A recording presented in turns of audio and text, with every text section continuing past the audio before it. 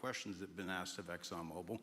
First and foremost, obviously, is the interest that we have in Venezuela. And I think, the way I would position that, I think one of the reasons why we see many of the industry players here is we're in a depletion business for a product that is in great demand and will be in demand for many, many, many decades to come. And as a depletion business, the biggest challenge we have is finding resources. There's an opportunity in Venezuela with all the resources there is we don't have that challenge of finding, we have the challenge of developing those resources. So I think it's in the best interest of these companies and frankly society as a whole for the industry to be interested in understanding what the opportunity here represents. I'll just share a philosophy that ExxonMobil has when we enter countries, because we do business all around the world in a number of different regimes. We take a very long-term perspective. The investments that we make span decades and decades, so we do not go into any opportunity with a short-term mindset. And there's a value proposition that we have to meet. It has to be a win-win-win proposition. It obviously has to be a win for the company and our shareholders to generate a return for the investments that we make. It has to be a win for the government. The resources are an important source of revenue that helps support the people of the places that we do business. And it has to be a win for the people. We have to be wanted there and to be a good neighbor. And those three things ensure a stable, long-term platform for the large investments that we make for the long term. With respect to Venezuela in particular, we have a very long history in Venezuela. In fact, we first got into Venezuela back in the 1940s. We've had our assets seized there twice, and so you can imagine to re-enter a third time would require some pretty significant changes from what we've historically seen here and what is currently the state. If we look at the legal and commercial constructs and frameworks in place today in Venezuela, today it's uninvestable. And so significant changes have to be made to those commercial frameworks, the legal system. There has to be durable investment protections, and there has to be a change to the hydrocarbon laws in the country. We're confident that with this administration and President Trump working hand in hand with the Venezuelan government, that those changes can be put in place.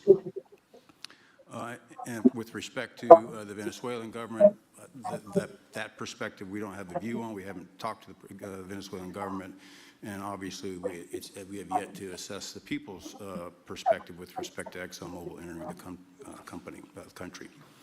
In the short term, there are things that can be done while these longer-term issues are being worked. For us, we haven't been in the country for almost 20 years. We think it's absolutely critical in the short term that we get a technical team in place to assess the current state of the industry and the assets, to understand what would be involved to help the people of Venezuela get production back on the market.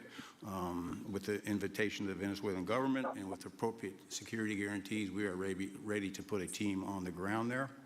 We also have a integrated set of capabilities from production to refining to trading, and I think we can be of assistance to getting the Venezuelan crude to market and realizing a market price to help, again, with the financial situation in Venezuela. So those are my short-term perspective that I have. I'd say maybe close with a thank you, Mr. President, for the work that you've done to secure not only the national security, but the energy security of the region. And then thank you, Secretary Rubio, Secretary Wright, Secretary Burgum, for your leadership in this matter. Thank you. How long would it take you, Darren, as Exxon to, if we make a deal, how long would it take you to get in there and get started? Well, the first step, this technical team, as I talked with Secretary Wright earlier this week, we started from the beginning to put the team together so that if and when it was needed, we could hit the ground almost immediately. So we can hit the ground and within the next couple of weeks start the assessment. And then from there, we need to understand. That's what we want. We want speed and quality. That's what we want. Thank you, Darren. And Conoco, Ryan. Thank you, Mr. President. Appreciate the opportunity to be here, too. And you've assembled a great team. And our congratulations as well for removing one of the terrible people in the world and bringing them to justice. It was quite amazing. I think you've given hope to the people of Venezuela again, which I think is quite remarkable. And we've been on the other end of that despot regime a long time. Our assets were expropriated. I had a little bit more here when that happened. And you know, I think we're the largest non-sovereign credit holder in Venezuela today. So we're at a bit of a different situation, but I think your big and bold idea to use energy commerce instead of conflict is something that could make a real big difference in Venezuela. And our company certainly stands ready to help in that endeavor. Encourage you to continue to think bigger and even bolder. And we've had some discussions with your energy team about that as well, as we think about the other people that need to be in this room and in this discussion, are the banks, and including probably the Exim Bank, as we think about how the debt needs to be restructured and the financing to deliver the billions of dollars that are required to restore their energy infrastructure. And I think as we think that big and bold, we need to be also thinking about even restructuring the entire Venezuelan energy system, including PDVSA. And I think if we can do that and think bold, there's an opportunity to be quick, fast, and restore the quality of what's happened in Venezuela, or what's been lost in Venezuela over the course of the last 25 years. So thank you for this opportunity. Well, thank you very much, and you'll get a lot of your money back. We're going to start with an even plate, though. We're not going to look at what people lost in the past, because that was their fault. That was a different president. You're going to make a lot of money, but we're not going to go back. You left a lot of money behind, I guess, huh? What number? 12 billion. How much? 12 billion?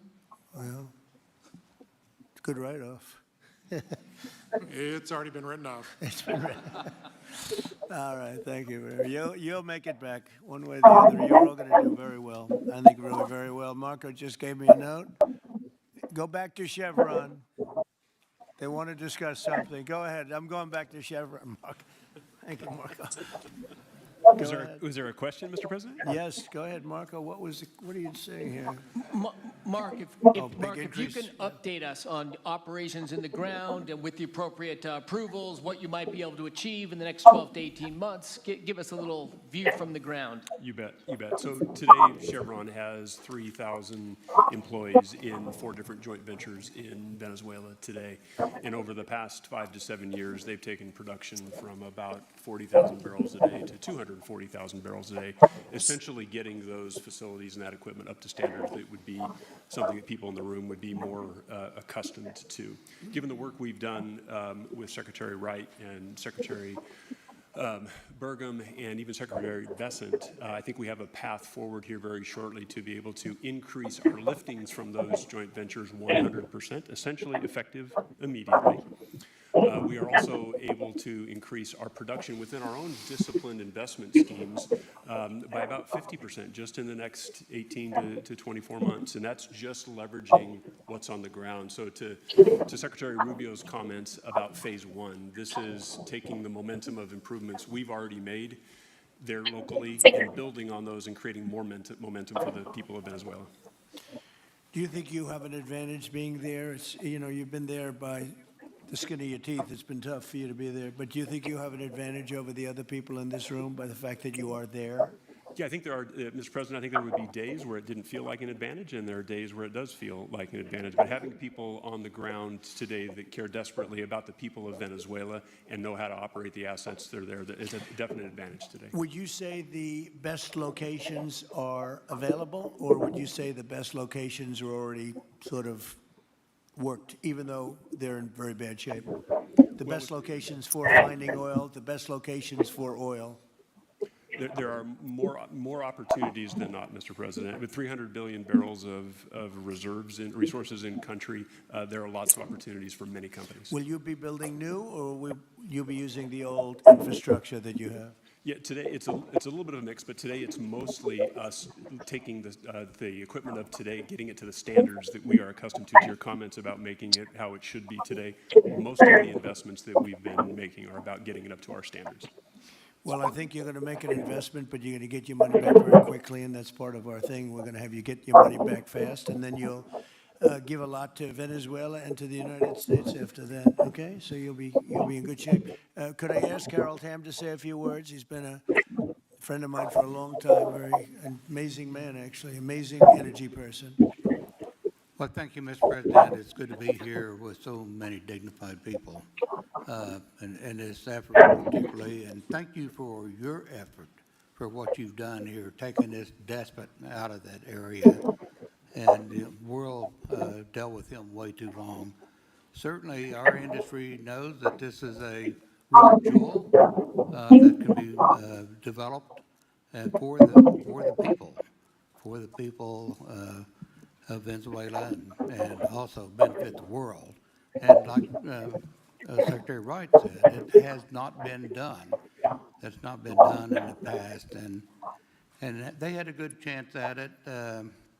Brought someone in that totally took it down, as everybody knows here, and that was Chavez. And we know what happened to him finally. But that ruined the industry in Venezuela, and all of us know how that happened, ended very well, very wrongly. So anyway, we're glad to see what's happened here, and look forward for the opportunity for a lot of people in this room, but also for America and the country itself. Are you going to be involved in going in? Because, he's in North Dakota and he's in Oklahoma and some incredible places. It's a little bit different, but there's no doubt about you won't have to worry about the straw too much here. You can just go at it. Are you going to be one of the participants? Well, certainly, I'm an oil finder, like you said. Barry Switzer, told that story. The coach. And he's kind of exaggerated a little bit. It doesn't come out quite that easily usually. But anyway, great story. I love it. And I love Barry. Barry's the one that told me this. Yeah, he's a champion, in a lot of ways. So love that story. Certainly, it excites me as an explorationist. Everybody has that in their blood, and it is a very exciting country and a lot of reserves. And so it's got its challenges, and the industry knows how to handle that. And like Darren said, you go in with your eyes open and do the best you can with the team you got.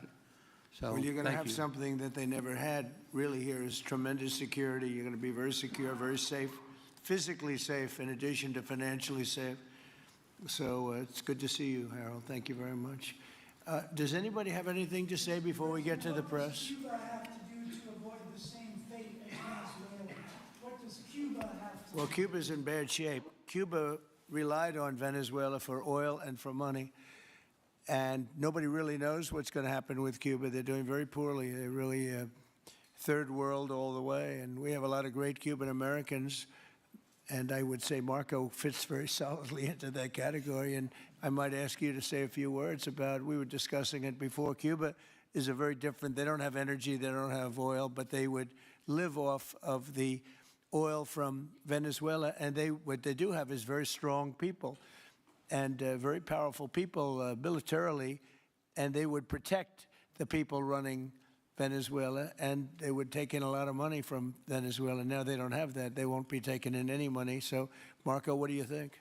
Well, the fundamental problem in Cuba is that it's run by incompetent people that don't know what an economy looks like, much less a functioning one. They've made a choice, and that is they would rather have political control over their people than they would to have an economy that functions. And they've gotten away with it for 60-something years because they've had donors, the Soviet Union, and now most recently Venezuela. But that's now gone. So the people in control in Cuba have a choice to make. They can either have a real country with a real economy where their people can prosper, or they can continue with their failing dictatorship that's going to lead to systemic and societal collapse. So it's a very stark and dramatic choice, and it's one we hope to make the right one. We don't have an interest in a destabilized Cuba, but that would be their fault because they refuse to allow the people of Cuba to have either economic or political freedom for that matter. And you have a lot of people in this country that want to go back to Cuba and help Cuba. A lot of people have left, they came in penniless, they didn't have anything, and they become very rich people in our country, and they want to very much go back and help Cuba. So that's something that Cuba has that a lot of other places don't have. Peter? President Trump, thank you. I do want to ask you about Minnesota, but first, just more on topic. President Zelensky said that he was watching with the rest of the world as you made this order to go and capture Nicolas Maduro. And he said, if that's how it works with dictators, then the United States knows what to do next. Sounds like he wants you to go and capture Vladimir Putin. Would you ever order a mission to go and capture Vladimir Putin? Well, I don't think it's going to be necessary. I think we're going to have I've always had a great relationship with him. I'm very disappointed. I settled 8 wars. I thought this would be in the middle of the pack or maybe one of the easier ones. And I don't know if you know, Peter, the last month, they lost 31,000 people, many of them Russian soldiers, and the Russian economy is doing poorly. I think we're going to end up getting it settled. I wish we could have done it quicker because a lot of people are dying, and mostly soldiers. You know, they get hit in Kiev and they get hit a little bit here and there, and people are dying there too. But largely, it's the soldier population. When you have 30,000, 31,000 soldiers dying in a period of a month, 27,000 the month before, 26,000 the month before that, that's bad stuff. So, as you know, President Biden gave $350 billion to Ukraine to fight, and we would never get that back, although I did make a rare earth deal to get it back, so we will be getting it back, but shouldn't have done that. It was a bad thing to do. I will say that right now, because I was able to get NATO to up GDP from 2% to 5%, NATO's got a lot of money, and they're paying for everything. We're not losing any money. We're making a lot of money, I guess, if you think of it, because we're selling them military equipment. They're probably giving it to Ukraine. But we're selling them to NATO military equipment. We're getting full price and all of that. But that's not a big deal to me. What is a big deal is stopping a war where 30,000 people are being killed every single month. On Minnesota, the vice president yesterday suggested that Renee Good, who was killed by this ICE officer, was part of a broad left-wing network. What has your team told you about this broad left-wing network? Who is in charge of it? Who's part of it? What's it called? Well, I haven't seen the vice president's statement, but he's generally very accurate. I hate to say, look, I watched that yesterday, and there are a lot of different forms to it. But there was a woman screaming, "Shame, shame, shame, shame." She was a agitator, probably a paid agitator, but in my opinion, she was an agitator, a very high-level agitator, so professional. She wouldn't stop screaming. I said, this isn't a normal situation. This is a professional troublemaker, because you heard it and I had it. Now, I will say this. The news sort of turned her down, turned her off, because you're trying to watch. She was so loud and so crazy and just not normal. When somebody sees something like that, they don't go screaming and the same words. So I guess you could say professional, but I didn't think she did a very good job. You have agitators, and we will always be protecting ICE, and we're always going to be protecting our Border Patrol and our law enforcement. Yeah. In your conversations with these oil executives today, did you provide any security guarantees so that they can do their work safely in Venezuela? Yeah. And separately, Mr. President, they will have those guarantees, yes. And separately, Mr. President, I'm curious in terms of the future of Venezuela. Do you see Venezuela, now led by Delcy Rodriguez, as an ally of the U.S.? Is that the way that you view that country right now? Well, right now they seem to be an ally, and I think it'll continue to be an ally, and we don't want to have Russia there. We don't want to have China there. And by the way, we don't want Russia or China going to Greenland, which if we don't take Greenland, you're going to have Russia or China as your next-door neighbor. That's not going to happen.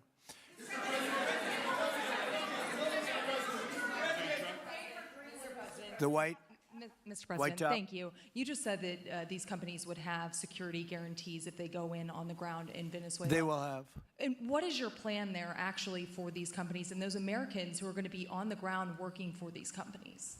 Well, there are going to be Americans. I assume they're going to be using a lot of Americans, but they're going to be using a lot of people from Venezuela and other places, I would imagine. But I would think that mostly they'll be using Venezuelan workers. They have a lot of great workers. They have a very high unemployment rate, and they have workers that are very familiar with taking oil out of the ground. Yeah.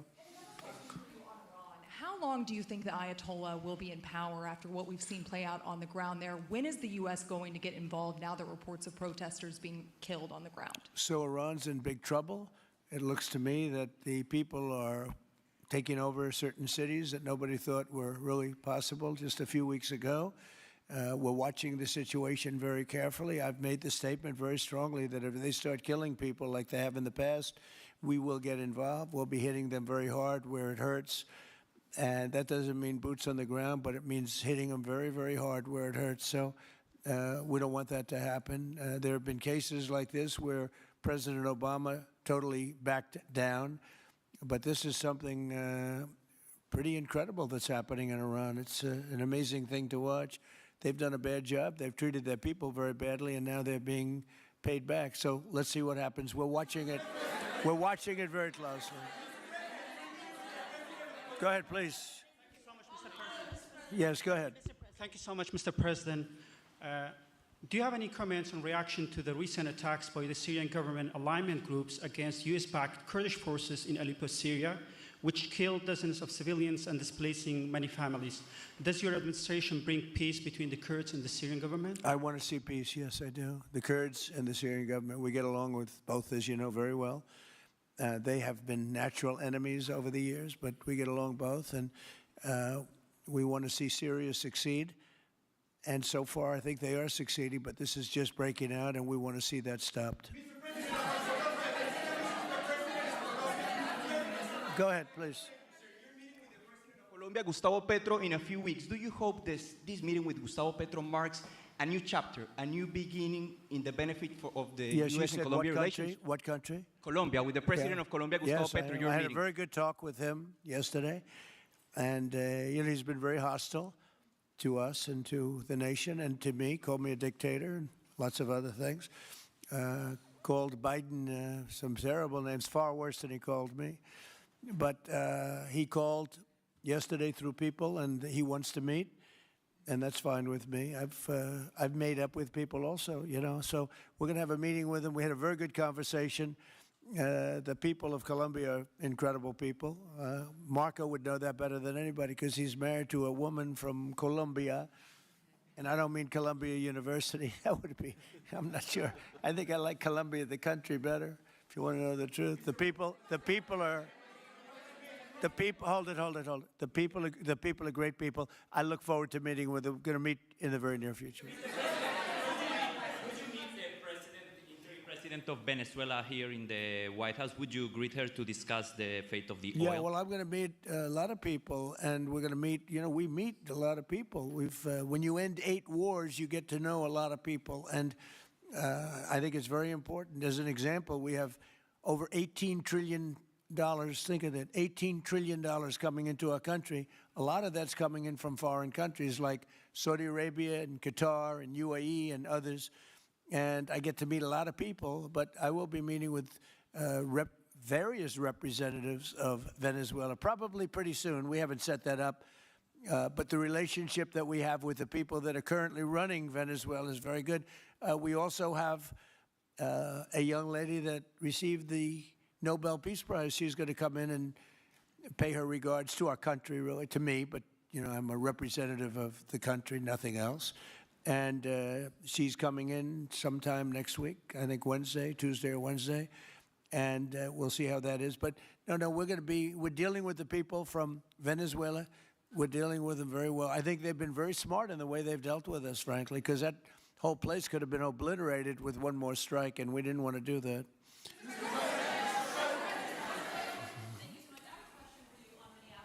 Venezuela and your meeting with Machado next week, if she gives you her Nobel Peace Prize, will that change your view about her running that country?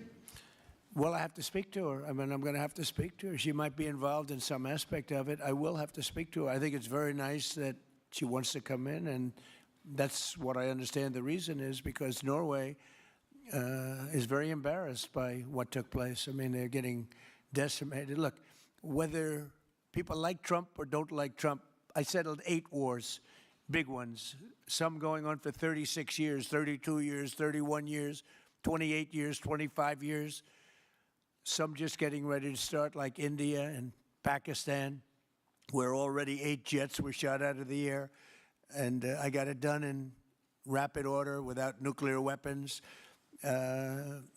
I can't think of anybody in history that should get the Nobel Prize more than me, and I don't want to be bragging, but nobody else settled wars. Obama got the Nobel Prize. He had no idea why. He still has no idea. He walks around, he says, I got the Nobel Prize. Why did he get a Nobel Prize? He got it almost immediately upon attaining office, and he didn't do anything, and he was a bad president. So, I mean, you should get the Nobel Prize for every war you stopped. These were major wars. These were wars that nobody thought could be stopped. President Putin called me, and he said about 2 of the wars that he's been trying to stop them for 10 years. He wasn't able to do it. He couldn't believe it. So in theory, you should get the Nobel Prize for every war you stopped. Every one of them was major. But I don't care about that. What I care about is saving lives. I've saved tens of millions of lives. You know, the Prime Minister of Pakistan came here, and he made a very public statement. He said that President Trump saved minimum 10 million lives having to do with Pakistan and India, and that was going to be raging. So, you know, but I'm honored that she's coming here. I look forward to meeting her, yes. Go ahead. The state officials there have said that the FBI is not sharing evidence with them. Typically, they would conduct a joint investigation, as you know. Do you believe that the FBI should be sharing evidence with state officials in Minnesota? Well, normally I would, but they're crooked officials. I mean, Minneapolis and Minnesota, what a beautiful place, but it's being destroyed. It's got an incompetent governor, fool. I mean, he's a stupid person. And it looks like the number could be $19 billion stolen from a lot of people, but largely people from Somalia. They buy their vote. They vote in a group. They buy their vote. They sell more Mercedes-Benzes in that area than almost. Can you imagine? You come over with no money, and then shortly thereafter you're driving a Mercedes-Benz. The whole thing is ridiculous. So they're very corrupt people. It's a very corrupt state. I feel that I won Minnesota. I think I won it all 3 times. Nobody's won it since Richard Nixon won it many, many years ago. I won it all 3 times, in my opinion, and it's a corrupt state, a corrupt voting state, and the Republicans ought to get smart and demand on voter ID. They ought to demand maybe same-day voting and all of the other things that you have to have a safe election. But I won Minnesota 3 times, and I didn't get credit for it. I did so well in that state every time. The people were crying every time after. That's a crooked state. California is a crooked state. Many crooked states.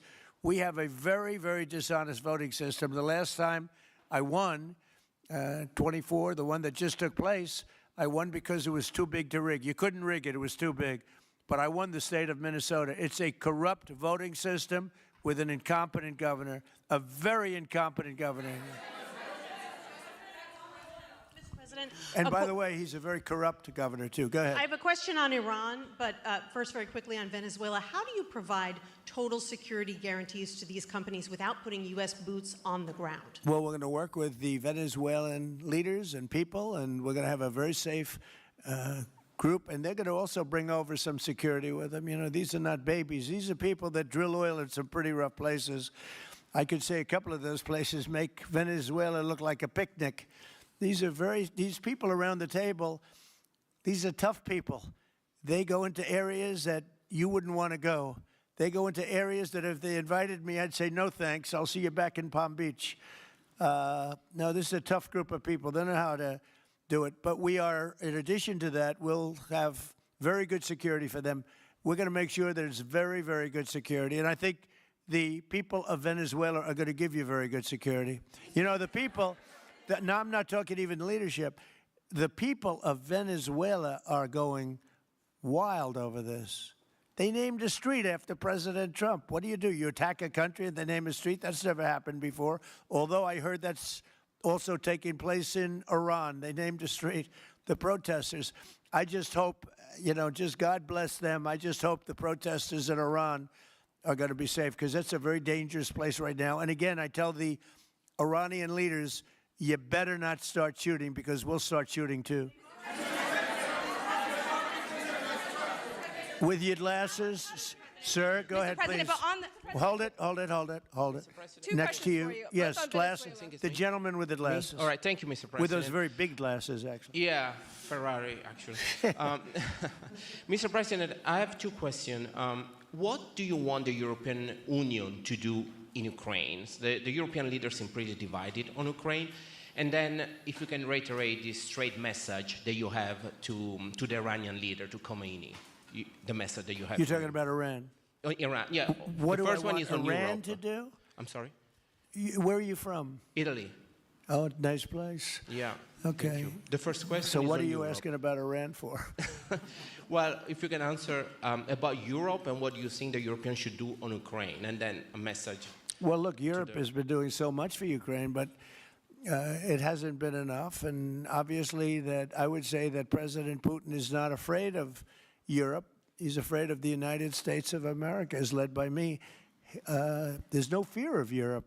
You know, Europe's fallen behind, and Europe, and JD said it very strongly. I don't know, he took a lot of heat, but I didn't give him any heat. Europe is a different place. Europe is changing. Europe has got to get its act together. I love Europe. I guess I came from Europe, essentially.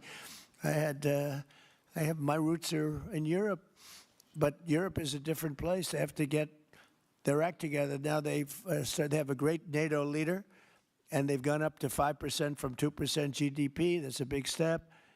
But they have to be very careful with their immigration policy, and they have to be because, I will just say, to be nice, that there are certain places in Europe that are very important that are no longer recognizable.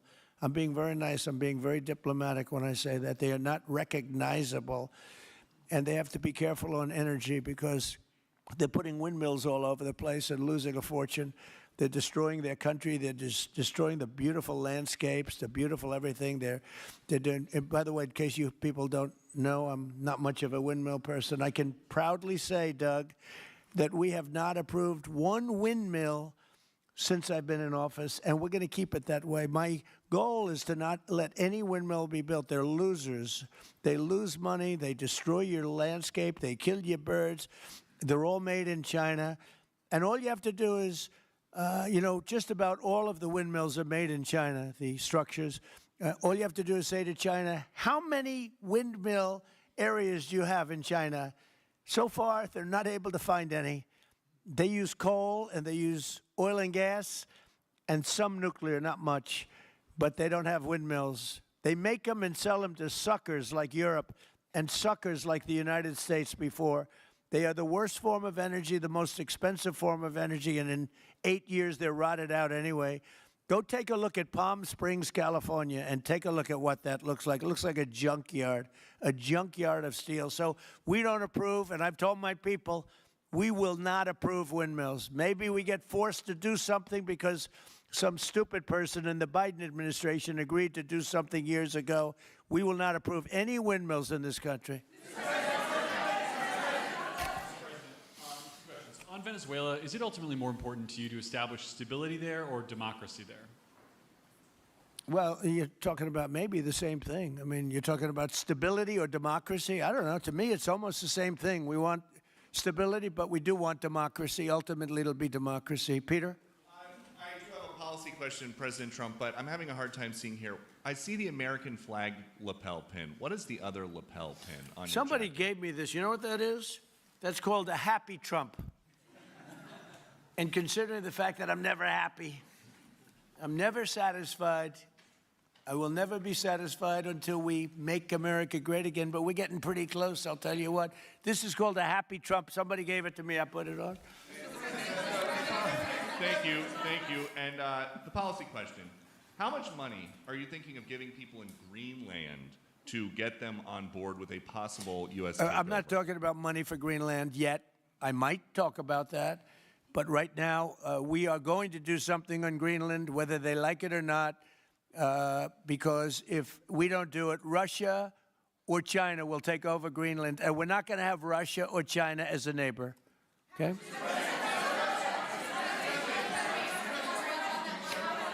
I would like to make a deal, the easy way, but if we don't do it the easy way, we're going to do it the hard way. And and by the way, I'm a fan of Denmark too. I have to tell you, and they've been very nice to me. I'm a big fan, but the fact that they had a boat land there 500 years ago doesn't mean that they own the land. I'm sure we had lots of boats go there also, but we need that because if you take a look outside of Greenland right now, There are Russian destroyers. There are Chinese destroyers and bigger. There are Russian submarines all over the place. We're not going to have Russia or China occupy Greenland, and that's what they're going to do if we don't. So we're going to be doing something with Greenland, either the nice way or the more difficult way. Please, go ahead, ma'am. Mr. President, why is it so important to you to own it when you have a military presence there, which you could expand to affect the security? Because when we own it, we defend it. You don't defend leases the same way. You have to own it. And, you know, with a nation, look at what happened with Obama, with that horrible deal they made with Iran. It was a short-term deal. It was like a 9-year deal. Countries can't make 9-year deals or even 100-year deals. Countries have to have ownership.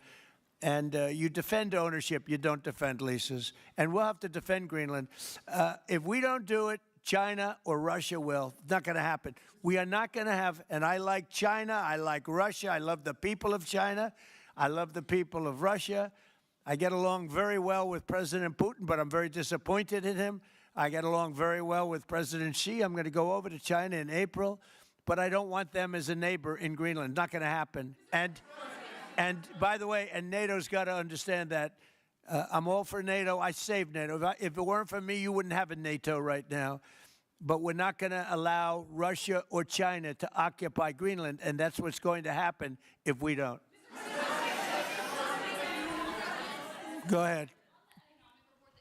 Mr. President, one, can you respond to that? And two, Yeah, it was an amazing report. The most amazing thing is government jobs are way down, and yet the unemployment or the employment numbers are very good. We've gotten rid of tremendous numbers of federal government jobs. Nobody's ever seen anything like it. And yet the employment numbers are very good. They're really getting better. But now we have all those people to work in the private sector for a lot more money. I think that's one of the very big things. The other thing is at 5.4%. And remember, this is after we had a shutdown. And that shutdown had an impact because the concept of the shutdown, even though it's before, people knew we were going to be shutting down. A lot of bad things happened. And by the way, on January 30th, you may have another shutdown. We'll see what happens. But I think the numbers, Caitlin, were really amazing. Look, to think about 5.4%, nobody thought that. They thought it was going to be 2%. And you know what it is? It's tariffs. And it's also November 5th. We had a great election, a great election. Our country was dead 1.5 years ago, and now we have the hottest country anywhere in the world. And I hope you guys were impressed. 5.4%, and we haven't even really transitioned yet. There's no reason it can't be much, much higher than that. Yeah.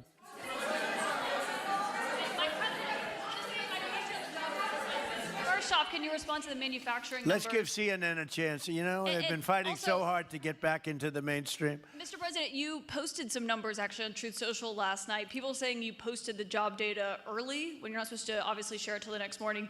Did you do that on purpose? No, I don't know. If they posted them, I said post them whenever you get a chance. I don't know. They gave me some numbers. When people give me things, I post them. But the numbers are amazing. Yeah, please. How does the administration plan to distribute the money from the Venezuela oil sales? Is it, obviously you say it's going to go into these controlled accounts. Yeah. Would it go back to Venezuela in a Yeah. direct payment? Is it going through these goods? How do you plan to do that? Well, And we then I have want a to make second sure question. that Venezuela can survive. You know, Venezuela needs money, and we're going to make sure that they get money, and we're going to get money, and the oil companies are going to make something for the work they do, and they're going to get back their money. We're devising a formula, but it won't be so much of a formula. It's going to be what they need. We're going to take care of what they need. There'll be plenty left over. We're going to have a lot of money left over. And the money left over is going to the United States of America, and the oil companies are going to be very happy. Yeah, please. Thank you, Mr. My second question is, would the administration offer a backstop to these oil companies for like financial guarantees, some sort of backstop, if the country did destabilize again? That's a very interesting question. Using the word backstop, I haven't heard that word in a long time. That was at the Wharton School of Finance I last heard. That's a good term. We ought to use it more often. I hope I don't have to give a backstop. Look, these are very smart people, the smartest people that are not only in oil and business. These are the biggest companies in the world sitting around this table.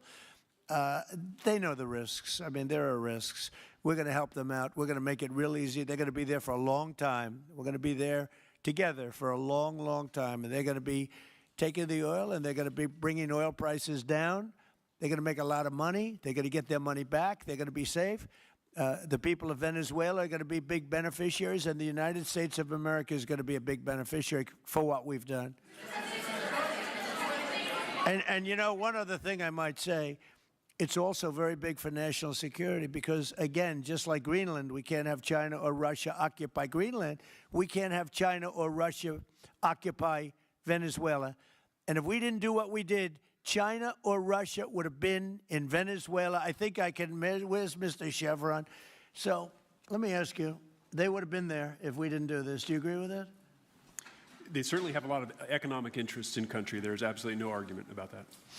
They were trying to be there. I mean, you know, we had a Russia, I guess sort of I call it a semi-Russian ship yesterday that we took over, and Russia decided not to defend that ship against us. It's a big movement.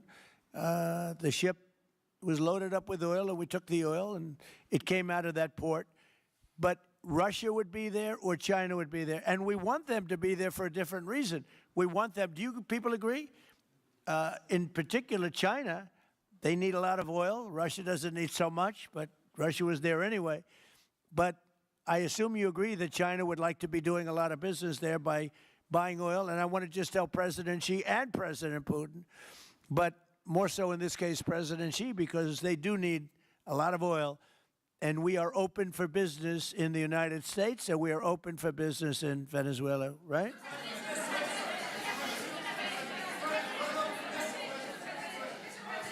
Go ahead, sure. Mr. President, You know, what is your I could take questions from these people all day long. You know, they're sitting here, and generally, they're very rich, very powerful, but nobody gives a damn about them. It's a sad thing. You have all that money, all that power, and look at all these crazy questions. We could do this all day long, and they wouldn't be satisfied. I have a question on today's meeting, Mr. President. We'll take a few more, I have though. a question on today's meeting, Mr. President. Do you have? Let me ask you more importantly. Do you have any questions from the biggest? Yes, sure. Hold it. Do you have any questions for the biggest people on earth, the biggest business people, the biggest companies anywhere on earth? Do you have any questions for these people? No. Do you have a question for them? Go ahead. Go ahead. Ask them a question. To rebuilding the oil infrastructure in Venezuela, and for the executives in the room, what do you need from the administration in order to invest? That's a good question. Do you want to go and answer that question? Yeah, Exxon, small company. I'll refer you back to the statements I made before. There are a number of legal and commercial frameworks that would have to be established to even understand what kind of returns that we'd get on the investments. So I think all the investments and the opportunity sets, I think everyone sitting around this table would have the opportunity and the know-how and the capability to make the investments. The questions will ultimately be how durable are the protections from a financial standpoint, what do the returns look like, what are the commercial arrangements, the legal frameworks, all those things have to be put in place in order to make a decision to understand what your return would be over the next several decades that these $1 billion investments would be made on. You know, could I do this? Because we have, again, the biggest people on the planet Earth around this table, biggest companies in the world. I'd like to just ask them to introduce themselves. We'll start from this end and go around to here. And if you have anything to quickly say, we can do that. But you want to just start right over here? These two guys, we'll leave them out because they're with us. Please. Thank you, President Trump. John Addison at VTOL. We're here to ensure that you are going to be able to move all of this oil all around the world at the best price possible so that the influence that you have over the Venezuelans will ensure that you get what you want. Thank you. Thank you. Good point. Thank you, Mr. President. Brian Sheffield of Formentera. My grandfather, Hugh Sheffield, was president of ARCO, Venezuela. Right. Thank you for what you did. Do you like what we're doing? There's a lot of shale there, a lot of upside. He would be very happy looking down. He'd be very proud of you right now, right? Yes, sir. Good. Thank you. Mr. President, Luis Rodriguez. I'm probably the only Venezuelan American sitting on around this table. I want to personally thank you for the courage of your actions over the last couple of weeks.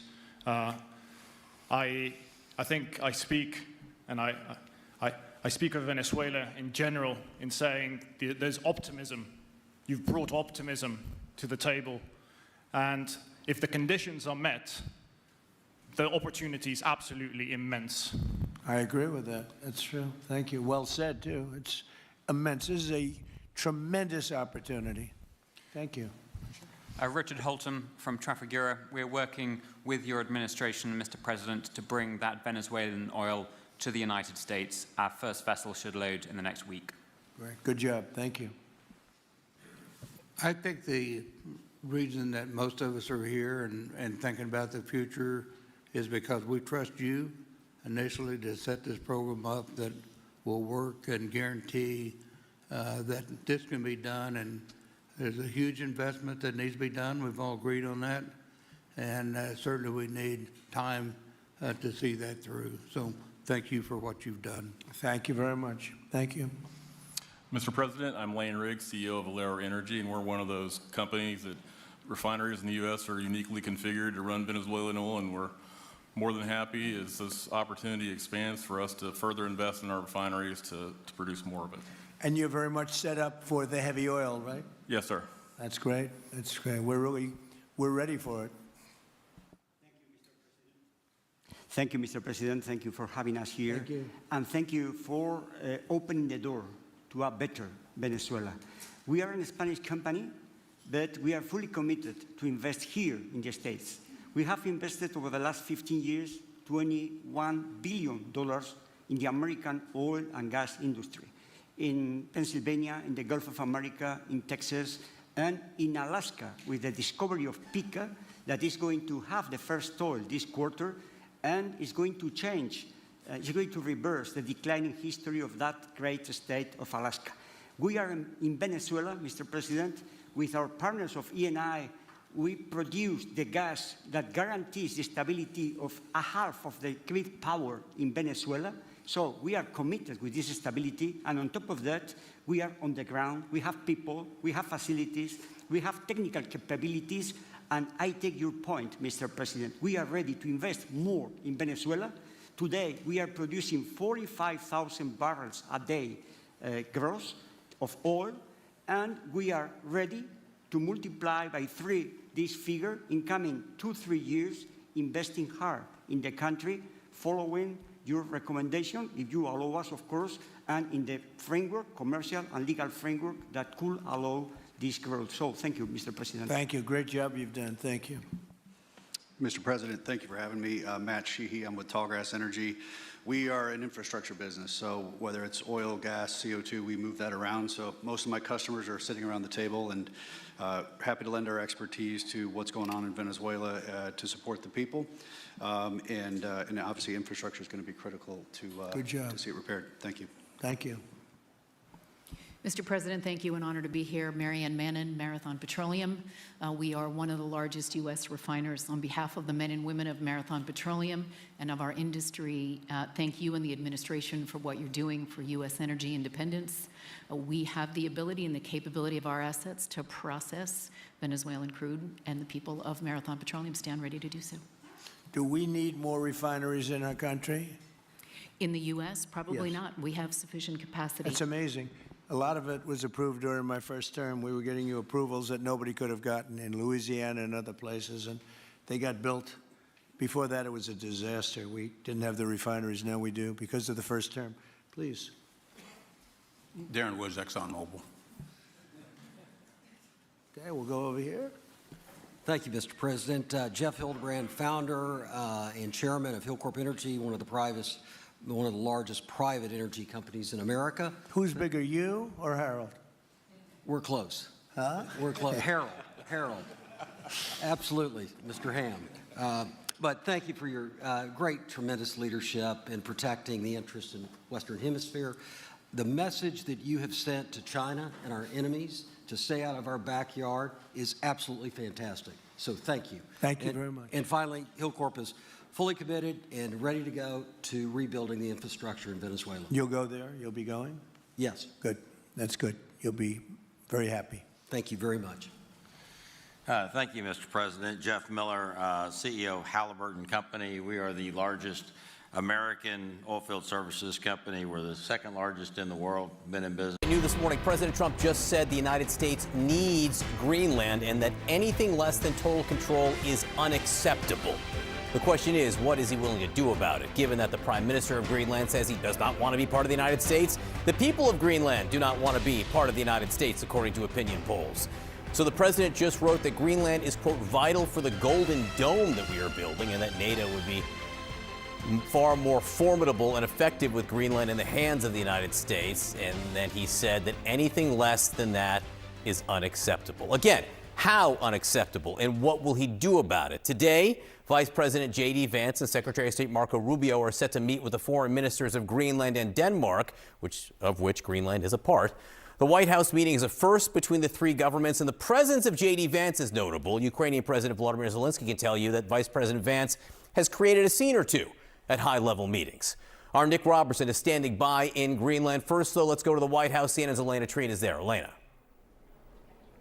Yeah, look, a very stark message, John, from the president this morning. And the timing of it, of course, very notable with this meeting that you laid out between Secretary Rubio, the vice president, and the foreign ministers of Denmark and Greenland. Look, just to break this down, this is an issue and something that really President Trump has wanted for many years now. It goes back actually to his first term. I'd remind you, the president then had talked a lot about wanting to annex Greenland. All of those efforts were unsuccessful, but it's gotten a renewed focus, particularly in the days since that Venezuela operation, something that has left the president feeling emboldened. Now, just to break down why the president and the people in that building behind me feel so strongly about trying to annex Greenland from Denmark, which, to be clear, Denmark has made repeatedly clear that it is not for sale, Greenland, but they want it for national security reasons. Essentially, the argument that has been made to me over and over again when I've talked about this with top officials in the administration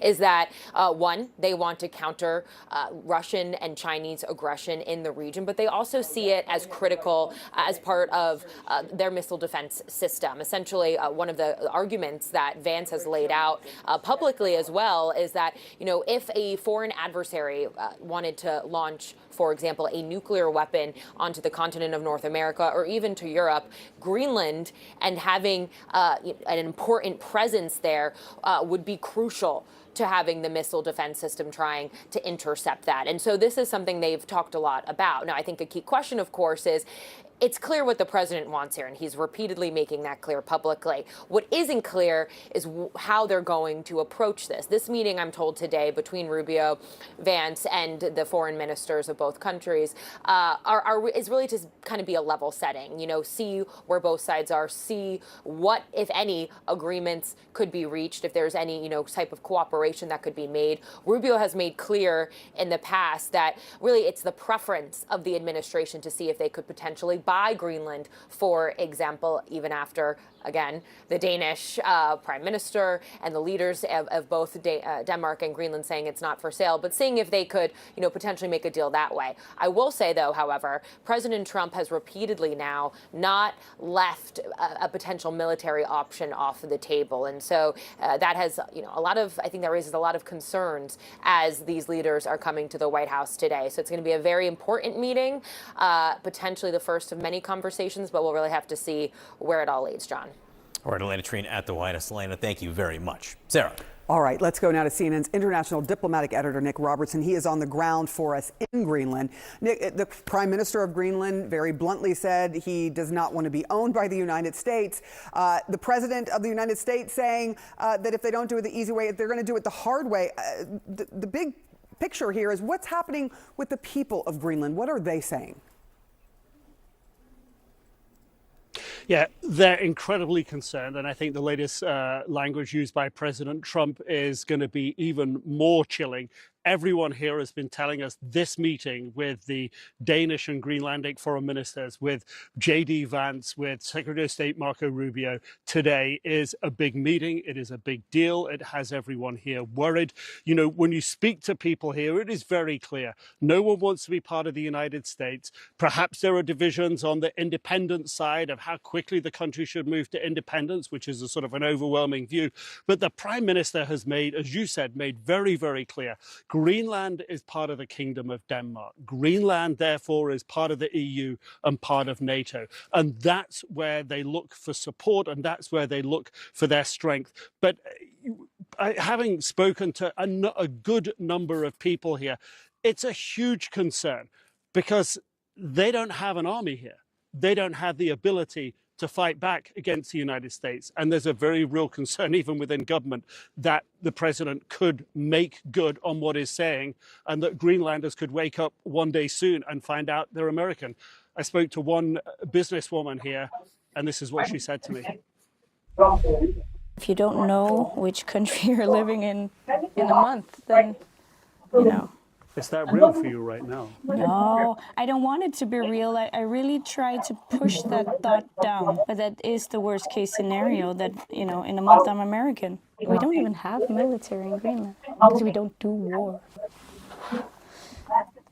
So, of course, you know, there would be, I don't know, you know, we wouldn't be able to resist the American military. No one can resist the American military.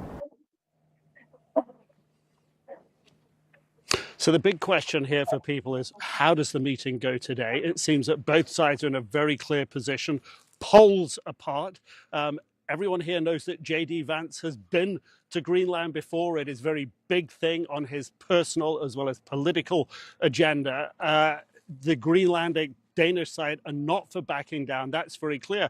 So the question people have here is, well, how far will the EU, how far will NATO go to support us? And I think it's fair to say at the moment that the major military northern NATO members are squarely behind Denmark, Greenland. There's a question mark perhaps over some of the others. Yeah, a lot of people wondering how this is going to end and what that might look like. Nick Robertson, thank you so much. Joining me right now is a member of Greenland's parliament, Juno Berthelsen. Thank you so much for coming back on. Juno, how do you respond to what we now just hear, the latest from the president? And what do you think it means for the Greenland and Danish leaders who are what they're walking into now in this White House meeting? Good morning, Kate. Thank you for having me on our show, first of all. Well, we think that it's very positive that Greenland's Minister for Foreign Affairs represents the Greenlandic people at the meeting. And of course, positive with, you know, the diplomatic dialogue being initiated, which Nelarak, our party, has advocated for a long time. And it's important to say that Greenland is and wants to be a part of the Western Alliance and continue to be an ally of the U.S. as well as an ally of NATO and Denmark. We are through the through Greenland being a part of the currently a part of the Danish kingdom is in NATO, and Greenland has been an ally of the U.S. since the Second World War. We're allies now, and we will stay allies in the future. So that will be the most important things that we would hope would be communicated at the meeting, and that there will be understanding between Greenland and the U.S.